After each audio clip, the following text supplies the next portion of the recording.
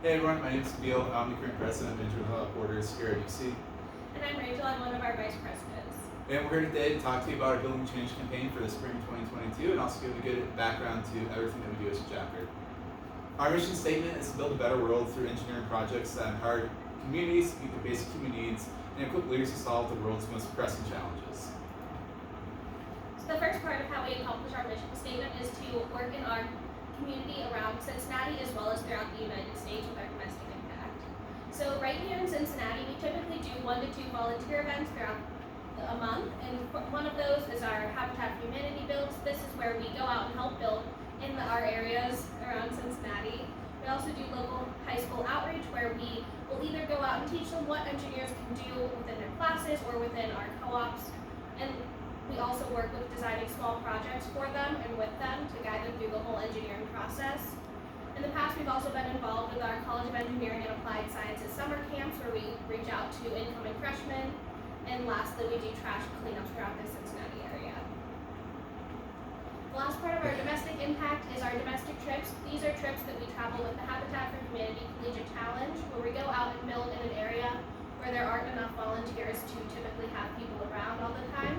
We do these around 1 to 2 times a year, and this is when our students are able to give back to these areas and communities. Other big aspect of our organization is our international projects. So we're a pretty old EWB chapter. We started all the way back in 2004. Over our first project with Buffalo Layout, it was a water project based out of Kenya. It is currently serving about 500 people. We ended that project around 2009. That's when we got involved in all of our Tanzanian projects. So our Niabego water project started all the way back before 2010 as long as the Beraria Schoolhouse project. And then currently we're working on the Beraria water project, the Niabego sanitation project, a Roche water project, and another Niabego water project. So lots of stuff going on from ours as a chapter.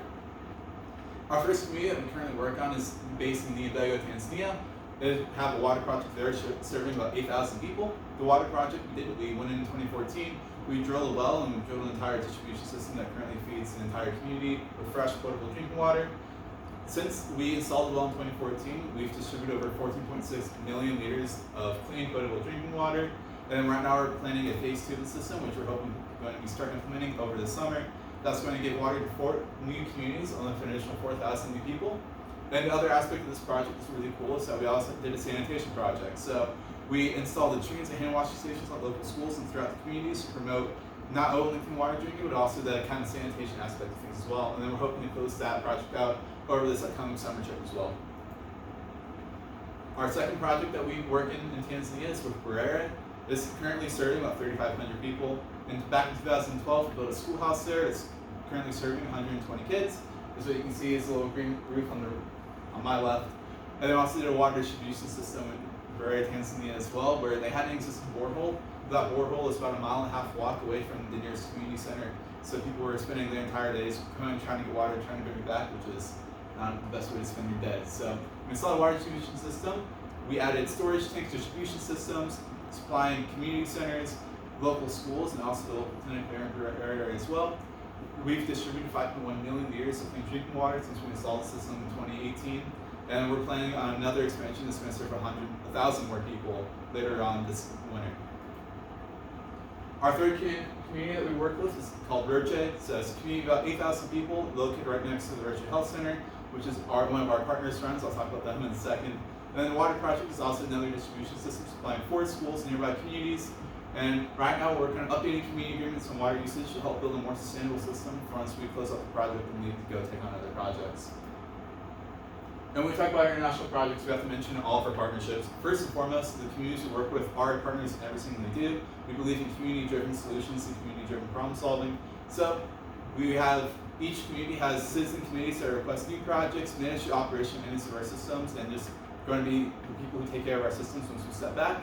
There's the Strati Health Education Development Foundation, and those are our Tanzanian-based NGOs, non-government organization. They're the boots on the ground. They're the people who are in the communities every single day, working with communities, communicating problems, needs, or anything like that, especially since we've had limited travel these past couple of years. And also, we work with the Village Life Outreach Project based here in Cincinnati as well. They promote life, health, education, and partners communities as well. So they send medical brigades and stuff like that, and then we're very close partners with them on everything that we do. The last part of our mission statement is our ability to building and empowering our students to become future leaders. To do this, we follow a multi-discipline approach. We already talked about how we work on our technical design with our projects throughout Tanzania, but we also want to build their other skills. One of the ways we do this is with our business development team, which is our partnership with the UC Center for Entrepreneurship. Here we're able to build our business side of the organization, and we also like to be able to get involved with different majors throughout the college, as well as accounting, marketing, or actuary. And then our last part is we did a survey earlier in the year about our organizational impact on our students.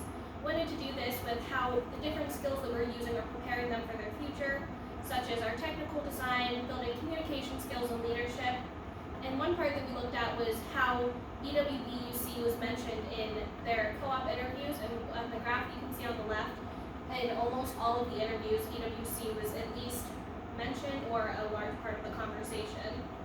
And then lastly, with our community in our organization, we're able to meet a lot of different people that make different connections and different information that we can gather all together. If you're interested in finding out more about us or our projects, stay tuned on social media this entire week. We'll have our different community chairs and project leads posting everything, signing up the projects we're actually fundraising for and our current upcoming trips. We're on Instagram at EWB_UC, Facebook at EWB-UC. We're also on LinkedIn as well if you want to come check us out. Then if you are willing to donate or just want to still find out even more about us, visit us at www.uc-edb.org. And thank you for giving us your time today.